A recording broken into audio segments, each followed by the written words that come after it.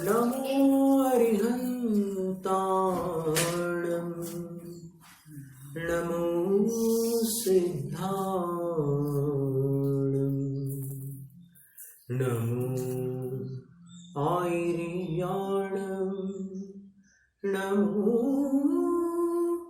उवज्झायाणं नमो लोहितोत्साहूणम्।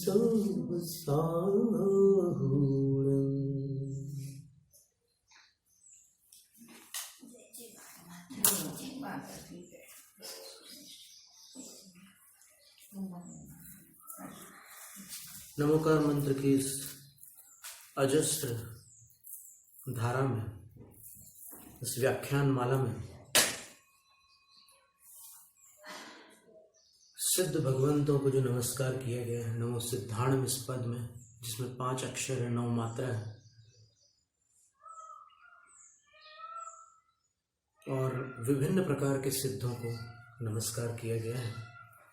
यद्यपि सिद्ध सारे के सारे स्वरूप की अपेक्षा से एक है, परंतु उनमें कुछ भेद भी हैं। कुछ भरत क्षेत्र से सिद्ध हैं, कुछ ऐरावत से हैं, कुछ विदेह से, कुछ संहरण सिद्ध जो उपसर्ग के माध्यम से वैरी विद्याधर अथवा देवों द्वारा भोग भूमियों में अथवा समुद्रों में अथवा कहीं अन्यत्र डाले गए और वहां से मोक्ष चले गए। तो भरत ऐरावत और विदेह से बाहर किसी क्षेत्र से मोक्ष चले गए। ऐसे भी कुछ सिद्ध हैं। कुछ जगन्य अवगाहना वाले हैं, 3.5 हाथ ऊंचाई वाले। कुछ उत्कृष्ट अवगाहना वाले 550 धनुष ऊंचाई वाले हैं। कुछ पर्वतों से सिद्ध हुए हैं, कुछ जल सिद्ध हैं, भगवान महावीर स्वामी जैसे। पावा पुरवर सरसाम पद्मोत पला कुलवताम सरसाम ही मध्य। कमलों से व्याप्त उस सरोवर के मध्य महावीर स्वामी मोक्ष चले गए। कुछ स्थल सिद्ध हैं, कुछ वन सिद्ध हैं, कुछ नगर सिद्ध हैं। सुदर्शन मुनिराज पाटलिपुत्र से सिद्धि को प्राप्त हुए। सुप्रतिष्ठ केवली ग्वालियर में जो गोपगिरी है, वहां से सिद्धत्व को प्राप्त हुए। और श्रावस्ती से मृगध्वज केवली सिद्धि को प्राप्त हुए। ये अप्रसिद्ध सिद्ध क्षेत्र हैं, जिनके नाम निर्वाण कांड में नहीं मिलते कुछ। फिर काशी से भी कुछ मुनिराज सिद्धत्व को प्राप्त हुए हैं, अष्टपौड़ की टीका में उल्लेख है। फिर कुछ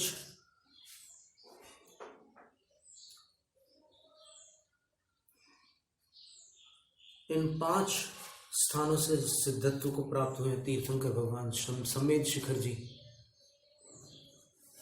काल के प्रभाव से इस 24 में सारे तीर्थंकर शिखर जी से मोक्ष नहीं जा पाए। प्रथम तीर्थंकर तो कैलाश गिरी से, जिसको अष्टापद कहते हैं, और जो आज चीन का हिस्सा है, जहां यांगटा गुफा में आदिनाथ भगवान का एक चरण अब भी विद्यमान है, दूसरा चरण बीजिंग में है। चाइना में भगवान के 2 चरण, तो 2 चरणों में से एक चरण यहाँ है और एक बीजिंग गवर्नमेंट वहाँ ले गई। और फिर वहाँ पर उनके एफिडेविट में ये बात लिखित है कि ये जैनों के प्रथम तीर्थंकर के चरण है। चाइनीज गवर्नमेंट के पास ये बात रिकॉर्ड में है। और फिर गिरनारी बाबा, रैवतक पर्वत जिसको कहते हैं, और शास्त्रों में जिसका नाम उज्जैंत भी है। 3 नाम है, गिरनार, रैवतक और उज्जैंत। वहाँ से 22वें तीर्थंकर अरिष्टनेमि निर्वाण को प्राप्त हुए। वेदों में 3 तीर्थंकरों के नाम आते हैं, उनमें अरिष्टनेमि प्रधान नाम। और उनका जो मंत्र है, वह मंत्र राज्याभिषेक में, विवाह महोत्सव में, वंदना माता जी, वंदना, और अन्य भी विशिष्ट कोई उत्सव होता है, यज्ञ आदि, तो वो मंत्र नियम से पढ़ा जाता है, वेद मंत्र। स्वस्ति नस्तार्क्ष्यो अरिष्टनेमि, वो खंडाकार को आ बोलते हैं आजकल, वैसे स्वस्ति नस्तार्क्ष्यो अरिष्टनेमि, ये वेद मंत्र है।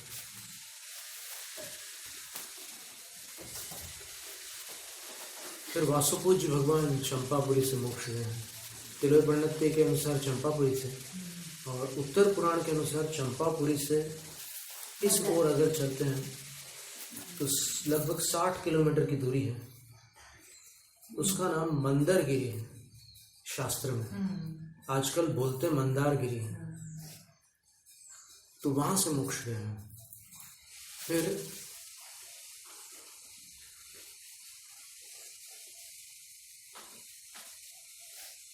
ऐसे अपन गणना करें तो ये 5 स्थान हो जाते हैं जहाँ से वर्तमान 24 के तीर्थंकर सिद्धत्व को प्राप्त हुए हैं।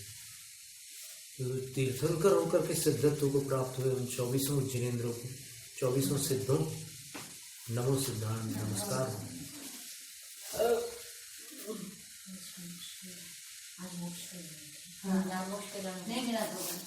क्या बात है, आज भगवान नेमि जिनेंद्र का आज निर्वाण दिवस है। उसकी एक गाथा ले लेते हैं, क्योंकि सिद्धों का ही वर्णन चल रहा है, वो सिद्ध हुए और फिर उनकी तिथि है, तो उनकी गाथा क्यों ना ली जाए।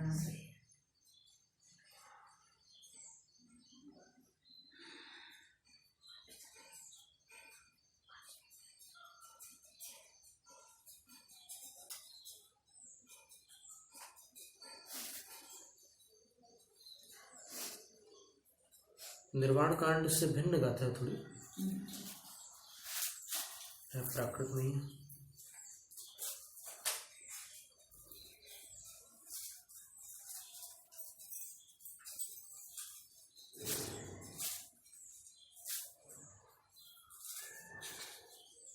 दोनों तिथियां ली है इसमें। तिलय पंडित में कहीं कहीं थोड़ा अंतर मिलता है वर्णन में, और उत्तर पुराण में कुछ भिन्नता मिलती है। तो दोनों को प्राकृत में निबद्ध करके गाथाएं बनाई थी।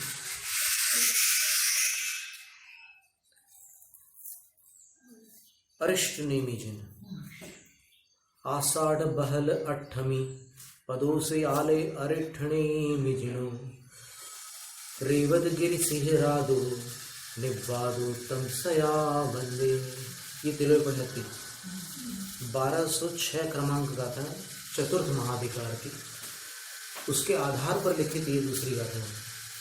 आषाढ़ कृष्णा, देखिए अंतर है इसमें। आषाढ़ कृष्णा अष्टमी के दिन प्रदोष काल, प्रदोष काल का अर्थ होता है दिन ढलने के बाद जो रात प्रारंभ होती है, वो काल। उस काल में अरिष्टनेमि जिनो, अरिष्टनेमि जिन रैवतक गिरी से, उसके शिखर से निर्वाण को प्राप्त हुए थे। अब रैवतक गिरी जो है, गिरनार एक पर्वतमाला जैसी है। किसी एक पहाड़ को अपन गिरनार नहीं कहते, उसमें आप देखेंगे तो तीसरी टोक पर जाएंगे तो वहाँ से 5वीं टोक अलग दिखाई देती है। तो उसको एक पर्वत कैसे कह सकते हैं आप? भले ही नीचे जमीन से, तलहटी से तो बहुत ऊंचे हैं दोनों, पर ऊपर जाकर के ऐसे 2 अलग अलग शिखर हैं। तो ये जो शिखर है तीसरी टोक वाला, ये 5वें शिखर से बहुत ऊंचा है। कभी आपने वंदना की हो गिरनार जी की, और अगर आपने ध्यान दिया हो, तीसरी टोक से जिसने भी 5वीं टोक की ओर दृष्टिपात किया हो, तो उसको स्पष्ट प्रतीत होगा कि वो 5वीं टोक ऐसे नीचे दिख रही है। तो गिरनार का सबसे ऊंचा शिखर कौन सा है? तो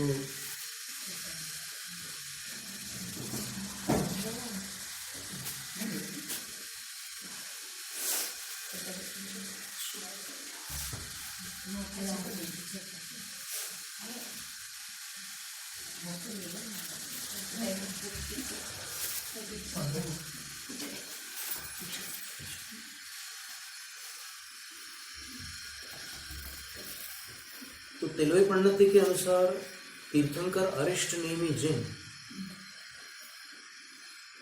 आषाढ़ माह के कृष्ण पक्ष की अष्टमी को रात्रि के प्रारंभ में मोक्ष गए थे। हम बता रहे ना आगे, अभी तो एक वर्णन है, दूसरा बाकी। फिर आचार्य गुणभद्र स्वामी के अनुसार उत्तर पुराण में आषाढ़ शुक्ल सप्तमी पदोसयाले अरिठणे मिजिनो रेवद गिरि सिंह राधो निवादो तमसया वंदे। पदोसयाले में थोड़ा सा और खोज करना है। आषाढ़ शुक्ला सप्तमी को अरिष्ट नेमी जिनेन्द्र गिरनार पर्वत से निर्वाण को प्राप्त हुए थे। मैं उनकी सदा वंदना करता हूँ। उत्तर पुराण में देख सकते हैं कि कौन सा काल है उनका। रेवतक, हमने 3 नाम बता दिए थे। गिरनार पर्वत के 3 नाम, गिरनार, उज्जयंत और रेवतक, तीनों नाम एक ही पर्वत के।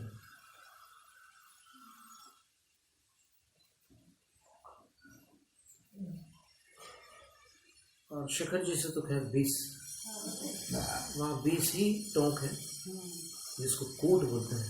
20 कूट है। नहीं, संस्कृत में कूट है, हिंदी में टोंक है। क्या करोगे, भाषा का अंतर। तो ऐसे निर्वाण को प्राप्त हुए उन सिद्धों को नमस्कार। आज विशेष रूप से नेमी जिनेन्द्र जो निर्वाण को प्राप्त हुए उनको नमो सिद्धांत में उनका विशेष स्मरण करते नमस्ते करते हैं। और अभी जो वर्णन चल रहा था अपना पंचास्तिकाय ग्रंथ के आधार पर, जहाँ प्रभाचंद्र आचार्य महाराज ने आचार्य कुंदकुंद स्वामी विरचित सिद्ध भक्ति की टीका में 6 काल बताए हैं साधु जीवन के। तो साधु जीवन के 6 काल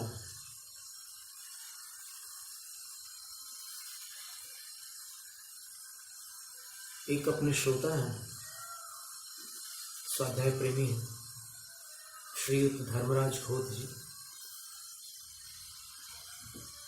उन्होंने एक अच्छी जानकारी दी थी कि ये जो 6 कालों का अंतर मिल रहा है अपने को, वो एक अपेक्षा से अंतर है। वो अंतर ऐसा नहीं है कि इसमें आचार्य परंपराओं में मतभेद हो, वैसा अंतर नहीं है। उसमें जो विशेष जानने योग्य बात थी वो ये थी, देखिए,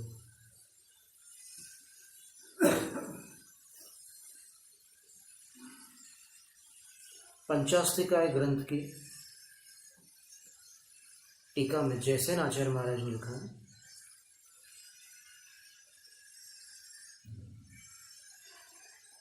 कि 6 काल है साधु जीवन के। तो उसमें से जो भगवती आराधना में और अन्य सभी ग्रंथों में जो 6 कालों का वर्णन मिलता है, वहाँ क्या क्रम है? प्रथम काल दीक्षा काल है, दूसरा काल शिक्षा काल है, तीसरा काल गण पोषण काल है, चौथा काल आत्म संस्कार काल है, 5वां काल संलेखना काल है, और 6ठा काल जो है वो उत्तमार्थ काल है। उत्तमार्थ काल यानी अंतिम काल, जब संलेखना पूर्ण हो रही है उस काल का नाम उत्तमार्थ काल है। तो उस समय विशेष सावधान रहना होता है, क्योंकि संलेखना तो की आपने, हो सकता है 12 वर्ष तक संलेखना की हो, लेकिन अब अंतिम समय जब निकट आ गया तो वो उत्तमार्थ काल होगा। तो ये आगम षटकाल कहे गए हैं। और जो प्रभाचंद्र आचार्य महाराज ने वर्णन किया सिद्ध भक्ति में, वहाँ अध्यात्म षटकाल है। ये आगम और अध्यात्म का भेद जैसे आचार्य महाराज ने इसमें दिया हुआ है पंचास्तिकाय में, उन्होंने दोनों प्रकार से षटकालों का वर्णन किया है। अब अध्यात्म षटकाल में अपन स्वाध्याय कर रहे थे उसका, उसमें पहला काल दीक्षा काल, दूसरा काल शिक्षा काल, तीसरा काल आत्म संस्कार काल है, फिर गण पोषण काल है, उसके बाद भावना काल है, और फिर अंत में संलेखना काल है। तो अब प्रश्न उठता है कि वो जो आगम षटकाल थे उसमें तो भावना काल था ही नहीं। तो क्या भावना रहित षटकाल व्यतीत करके साधु आत्मकल्याण करेंगे? भावना के तो 5 भेद है, तप, श्रुत, सत्वैकत्व और अंतिम संतोष भावना। तपो भावना, श्रुत भावना, सत्व भावना, एकत्व भावना और अंतिम संतोष भावना। तो क्या साधु भावना काल के बिना, जो आगम षटकालों में भावना काल नहीं दिया, अध्यात्म षटकालों में भावना काल दिया, तो ऐसे कैसे आत्मकल्याण होगा? तो उसका बड़ा सुंदर समाधान है, वो अपन देख रहे हैं।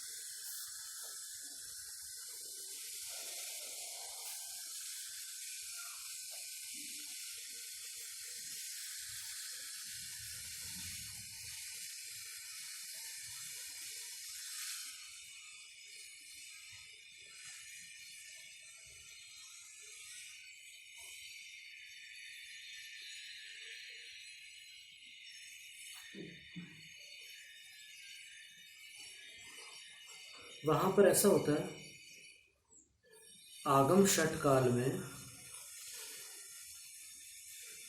जब वो गण पोषण करते हैं आचार्य, तो बहिरंग में गण पोषण करते हैं और अंतरंग में भावना करते हैं, तो वो साथ में चलता रहता है। इसलिए आगम षटकाल भावना से रहित नहीं है। ये एक महत्व की जानकारी है, पंचास्तिकाय के अंत में ये दी हुई है। गण पोषण क्या है? गण पोषण तो संघ का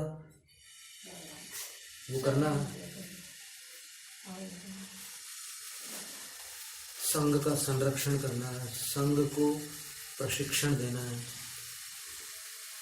संघ को अपने पैरों पर खड़ा करना है और बहुत कुछ करना है। वो गुरु का कर्तव्य है, वो गण पोषण काल होता है। तो वो गण पोषण बहिरंग में करते हुए अंतरंग में ये भावना कर लेते हैं, पंच भावना।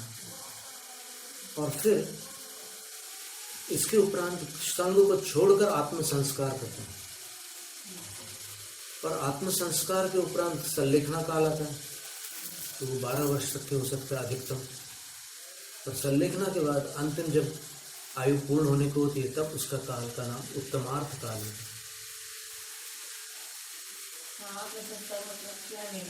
जी, आप बता रहे हैं, यहाँ पर पूरा व्यवस्थित बता रहे हैं।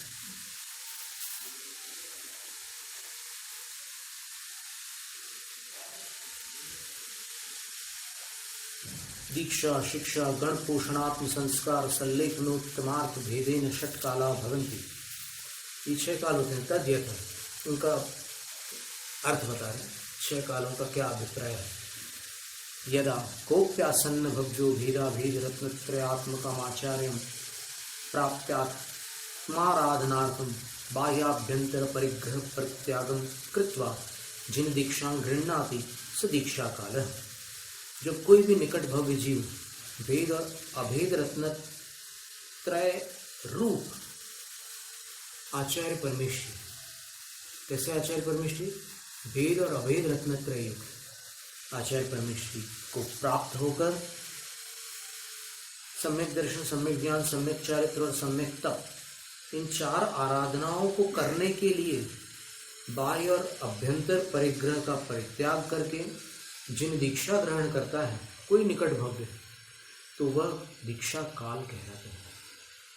दीक्षानंतरम, दीक्षा के पश्चात निश्चय व्यवहार रत्नत्रयस्य परमात्म तत्वस्य च परिज्ञानार्थम तत्प्रतिपादक आध्यात्म शास्त्रेषु यदा शिक्षां गृह्णाति स शिक्षा काल। दीक्षा के उपरांत निश्चय और व्यवहार रत्नत्रय के परिज्ञान के लिए, परमात्म स्वरूप के परिज्ञान के लिए उनका प्रतिपादन करने वाले अध्यात्म शास्त्रों में,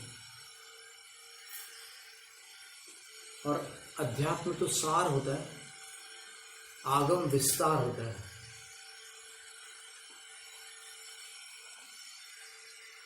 तो विस्तार और उसमें से सार, इन दोनों की शिक्षा जब दीक्षित शिष्य ग्रहण करते हैं स शिक्षा काल, वो शिक्षा काल होता है। आचार्य शिवकोटि ने शिक्षा काल की अवधि 12 वर्ष बताई है। उस 12 वर्ष की अवधि में गुरु शिष्य को चारों अनुयोग का ज्ञान प्रदान करते हैं, चारों अनुयोगों की शिक्षा देते हैं, तो वो शिक्षा काल है। शिक्षानंतरम, शिक्षा होगी, 12 वर्ष व्यतीत हो गए, तत्पश्चात निश्चय व्यवहार मोक्ष मार्गे स्थित्वा, निश्चय और व्यवहार मोक्ष मार्ग में स्थिर होकर तदर्थनाम भव्य प्राणिगणानां परमात्मोपदेशेन यदा पोषणम करोति। जब निश्चय और व्यवहार मोक्ष मार्ग में स्थित होकर के वे शिक्षा काल व्यतीत कर लेते हैं और फिर भव्य प्राणी समूह के लिए उत्कृष्ट आत्मा का उपदेश देते हैं और आत्मा के उपदेश द्वारा उनका पोषण करते हैं भव्य जीवों का, सच गण पोषण काल है, वह गण पोषण काल है। और गण पोषण का अर्थ आचार्य पद प्राप्त होकर के, आचार्य पद को प्राप्त करके शिष्यों का ज्ञान, तप, संयम आदि वृद्धिंगत करते हैं और उनको पंचाचार करवाते हैं, वो सब गण पोषण काल के अंतर्गत होते हैं।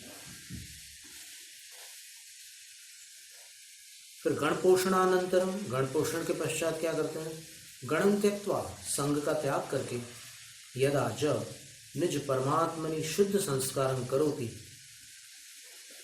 निज उत्कृष्ट स्वरूप में शुद्ध संस्कार को करते हैं, स आत्म संस्कार काल है, वह आत्म संस्कार काल है। प्रश्न का उत्तर हो गया।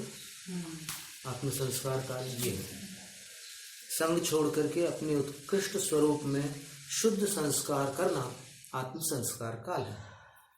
आत्म संस्कारानंतरम तदर्थमेव, आत्म संस्कार के पश्चात उसी आत्म स्वरूप के हेतु क्रोधादि कषाय रहितानंत ज्ञानादि गुण लक्षण परमात्म पदार्थे स्थित्वा रागादि विकल्पानां सम्यक लेखनम तनुकरणम भाव संलेखना तदर्थम कायक क्लेशाद्यनुष्ठानम द्रव्य संलेखना तदुभयाचरणं च संलेखना कालः।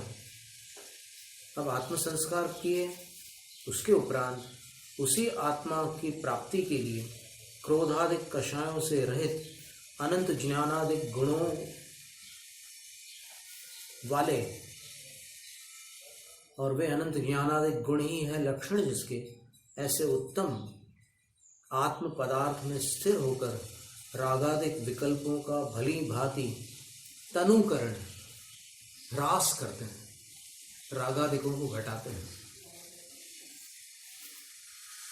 ये भाव संलेखना है जिसको कषाय संलेखना कहते हैं। और तदर्थम उस कषाय संलेखना के लिए एक संलेखना और करनी पड़ती है। वो कौन सी है? काय क्लेशानुष्ठानम। काय क्लेश आदि का अनुष्ठान, उपवास आदि करने होते हैं, वह अनुष्ठान जो है वो द्रव्य संलेखना है, जिसको काय संलेखना कहते हैं। तदुभय आचरण, दोनों संलेखनाओं का आचरण करना संलेखना काल है।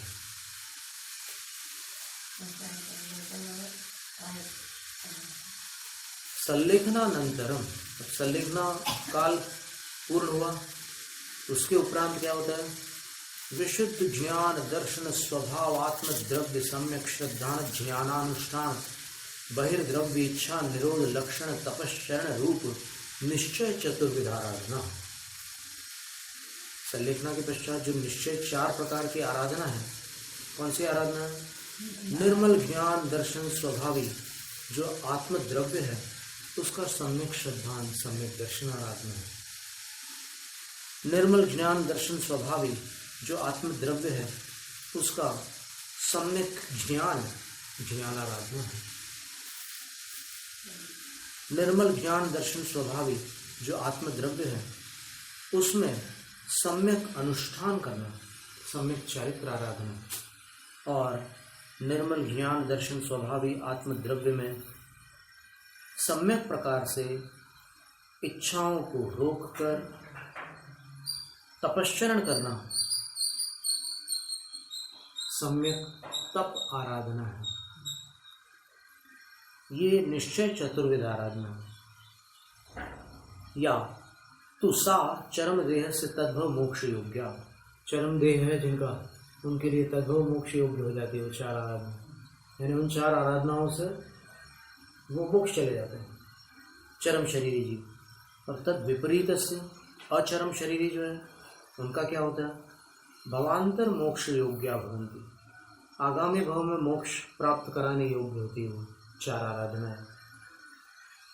चेत्युभय उत्तमार्थ कालम, इस प्रकार जो अंत में आराधनाएं की जाती है वो उत्तमार्थ काल कहलाता है।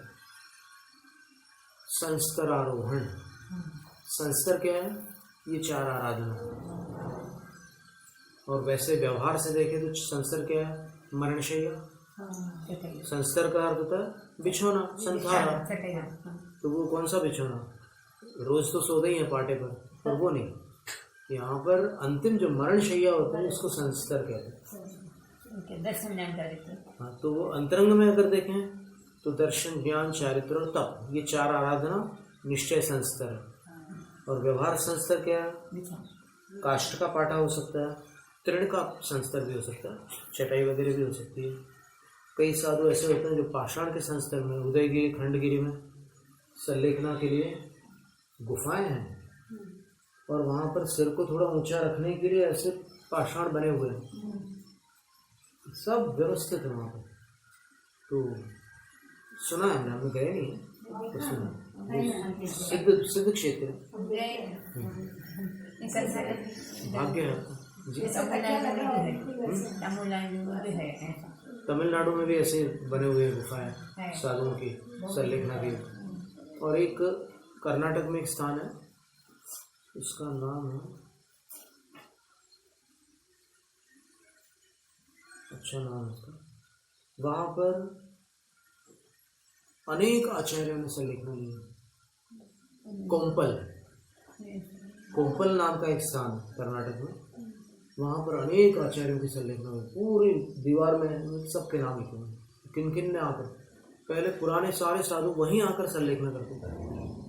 कोम्पल, अभी आज अपने को जानकारी कम है, एक जैनेतर व्यक्ति ने अंग्रेजी में उसके बारे में एक पुस्तक लिखी। देखो, बाहर के लोग खोज कर लेते हैं और फिर जैन लोग अपने पंडाल लगाया, संगीतकार को बुलाया और फिर कोई कार्यक्रम कर लिया, बस संतुष्ट, वो तृप्त हो जाते हैं। तो ये भी आवश्यक है। प्रभावना में वो उसका निषेध नहीं है, कार्यक्रम धूमधाम से करो, बिल्कुल भगवान की भक्ति में कौन सी बाधा है, लेकिन ये सारी बातें भी अपेक्षित हैं। सोमा मठ है ना, वहाँ पर भी 21 भट्टारक ऐसे ही वहाँ सोमावत कहाँ पर, सौंदा मठ, हाँ जी सौंदा मठ, 21 अकलंग परंपरा के 21 भट्टारकों की वहाँ संलग्न हुई सौंदा मठ। ये सागरा जो आता है ना कर्नाटक का, उसके पास में। और वनवासी देश जो आता है वो भी इस तरफ आ जाए तो फिर वनवासी देश पड़ता है, जहाँ आचार्य पुष्पदंत भूतबली महाराज गुरु से पृथक होकर के पहुंचे थे अंकलेश्वर चौमासा के पश्चात। एक द्रमिल देश चले गए तो एक इधर आ गए थे वनवासी देश। और फिर पुष्पदंत महाराज जी ने तो भांजे को जनपालित को दीक्षित करके 20 सूत्र बना के पुष्पदंत महाराज के पास भेज दिए थे। वो श्रोतावतार कथा की बात है।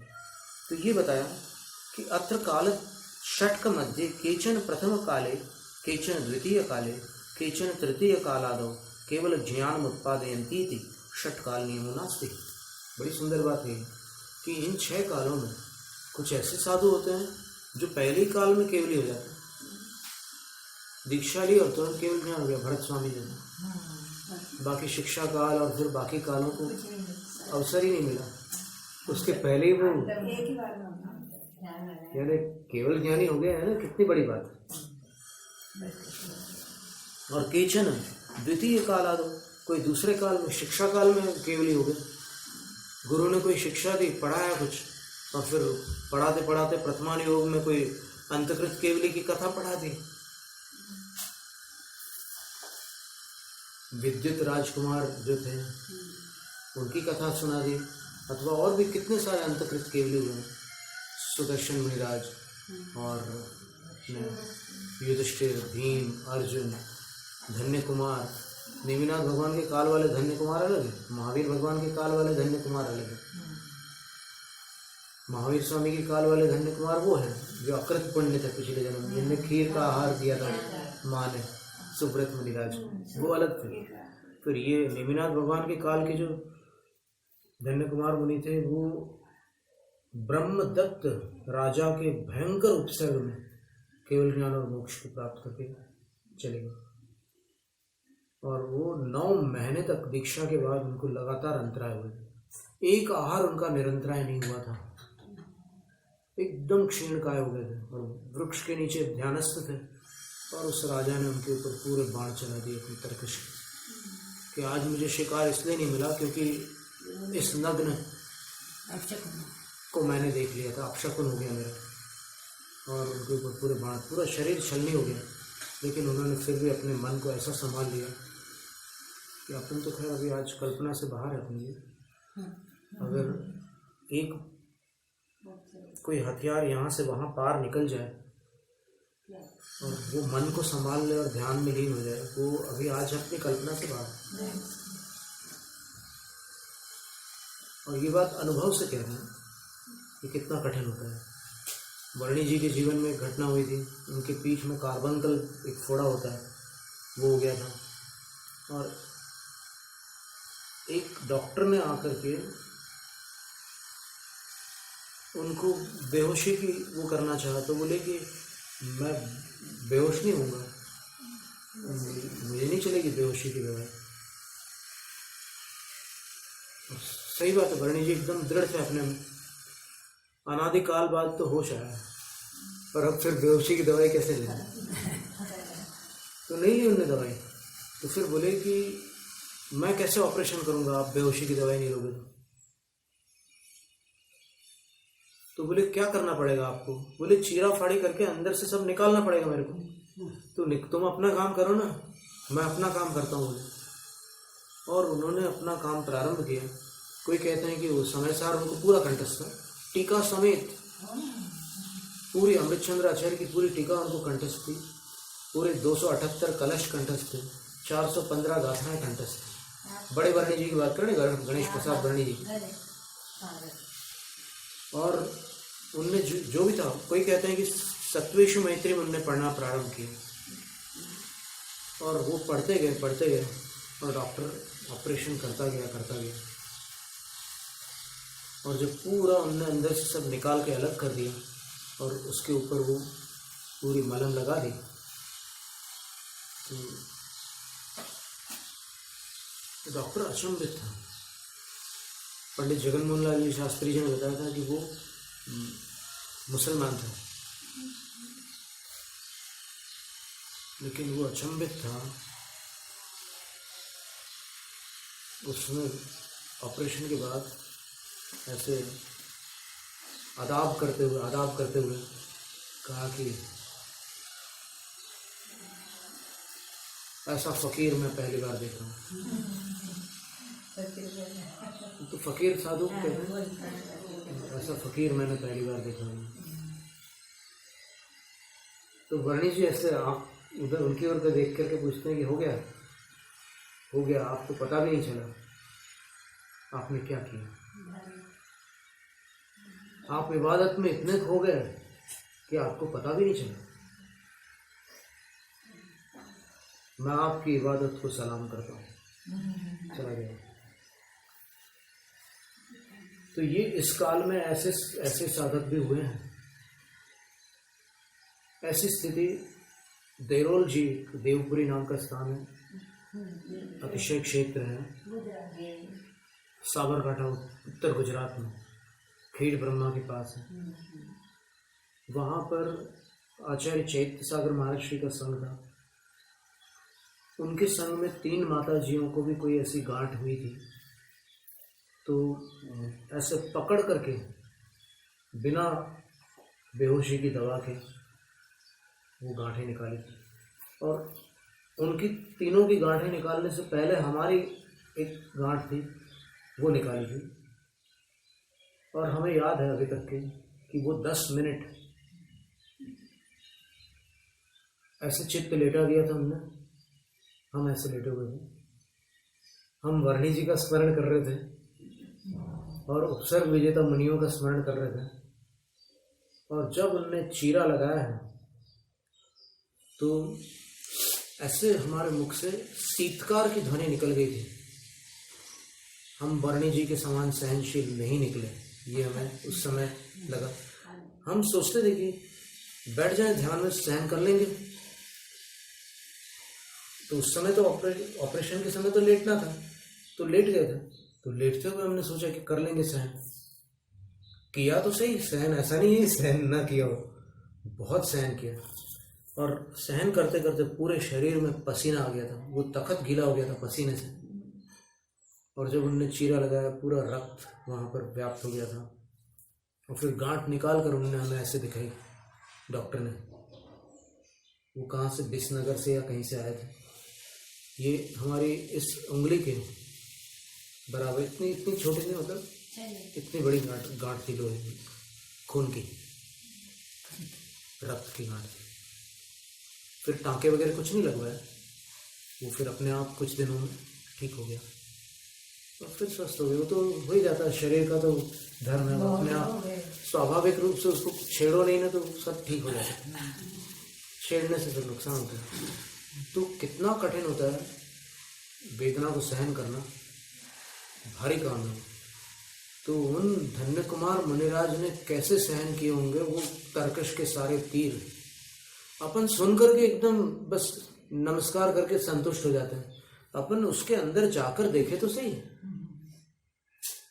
ये सिर्फ सुनने के लिए थोड़ी है, ये समझकर अवसर आने पर अपनी वेदना को जीतने के लिए है। तो वो जो सिद्धत्व को प्राप्त हो गए धन्य कुमार महामुनि, अंतकृत केवली हो गए। अब किन किन को नमस्कार करें विशेष रूप से? सभी को नमस्कार करते हैं। जो भी सिद्धत्व को प्राप्त हुए हैं वो निश्चित रूप से कोई असाधारण जीव थे, उनकी कोई तुलना नहीं है। वो असाधारण जीव थे जो सिद्ध हो गए, उनको नमस्ते करते हैं। नमो सिद्धांत जैनम जयतु शासन।